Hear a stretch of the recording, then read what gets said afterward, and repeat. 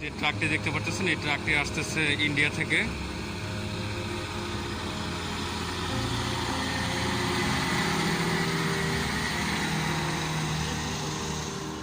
এটি হচ্ছে বুড়িমারি স্থলবন্দরের 0 পয়েন্ট। যে ট্রাকটি দেখতে পাচ্ছেন দাঁড়িয়ে আছে, এটি ইন্ডিয়ার মাটিতে বর্তমানে আছে।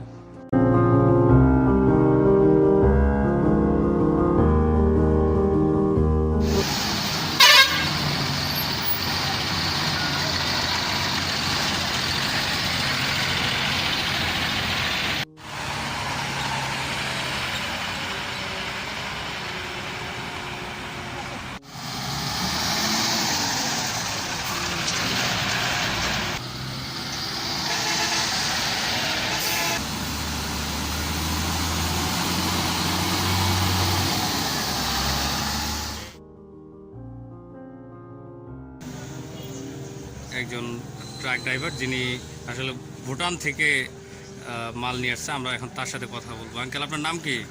আমার নাম শিবু দত্ত। শিবু দত্ত। ভুটানে কোন জায়গা থেকে মাল নিয়ে আসছেন আপনি? ফুলসিং জায়গা। কি মাল? পাথর। আপনি কতদিন থেকে ড্রাইভারি করেন? 40 বছর। 40 বছর? এতদিন থেকে আপনি ড্রাইভারি করেন? আপনার বাড়ি কোন জায়গায়? আমাদের ওয়েস্ট বেঙ্গলে। আমাদের ভারতেই বাড়ি, কিন্তু আমরা ভুটান থেকে মালটা। মাল নিয়ে আসছেন ভুটান থেকে? এখান থেকে কুচবিহার করতে হবে। এখান থেকে কুচবিহার, এইখান থেকে কুচবিহার 100 কিলোমিটার মধ্যে। অনেক দূরে। বাংলাদেশ কেমন লাগে আপনার? এমনি ভালো, খারাপ না। মাল নেওয়া ছাড়া কি এমনি কখনো বাংলাদেশে আসেন নাই? না, মানে এই স্থলবন্দর পর্যন্ত আসা হয়েছে? আমাদের বুড়িমারি অব্দি। বুড়িমারি ব্যতীত বাংলাদেশে অন্য কোনো স্থলবন্দরে মাল নিয়ে আসেননি কখনো? বেনাপুর। বেনাপোলে? বেনাপুরে চলতাম, আমাদের বাড়ি ওদিকে চলতাম, ওদিকে এখন ভাড়া নেই, এখন এদিকে এসেছি। কয়টা ট্রাক নিয়ে আসছেন? মানে আপনার নিজস্ব ব্যবসা নাকি আছে? দুটো ট্রাক। 2টা ট্রাক। আপনি একটা চালায় আসছেন না এমনি আসছেন? আমি দুটোই চালাই, মানে একটা সিরিয়ালও একটা নিয়ে আসি, আবার এটা সিরিয়াল হলো এটা নিয়ে আসি। বুঝতে পারছি। ঠিক আছে, ধন্যবাদ। যারা বাংলাদেশের শেষ সীমান্ত দেখতে পছন্দ করেন তারা এখন আরেকটু মনোযোগী হয়ে যান, কারণ ভিডিও শেষে বলে দেওয়া হবে আপনারা এখানে কিভাবে আসবেন, কি কি বিষয়ে খেয়াল রাখবেন, আর কত টাকা খরচ হবে এখানে আসলে।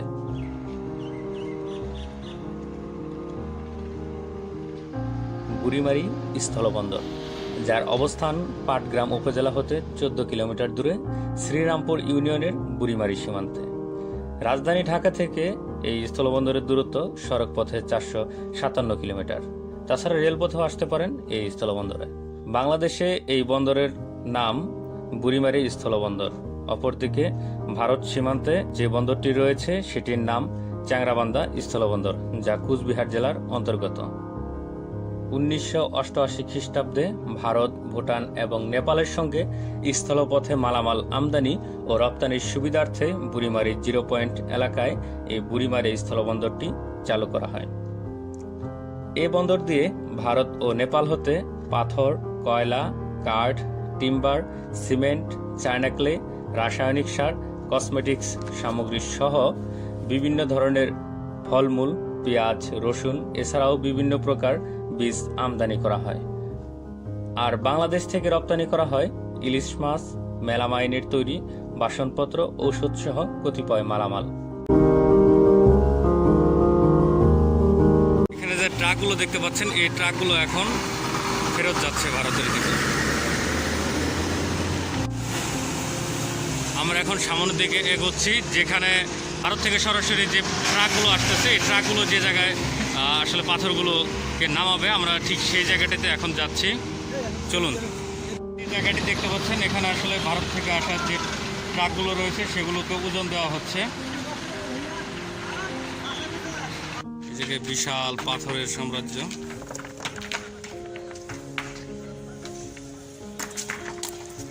পাশে যে আঙ্কেলদের সামনে দেখতে পাচ্ছেন এরা হচ্ছে যে বড় পাথরগুলো, যে পাথরগুলো আছে এই বড় পাথরগুলো ভেঙে ছোট টুকরো করতেছে। এই ছোট টুকরোগুলো পরবর্তীতে আবার মেশিনে দিয়ে আরও ছোট করা হবে, বিভিন্ন সাইজ করা হয়। এই যে এরকম।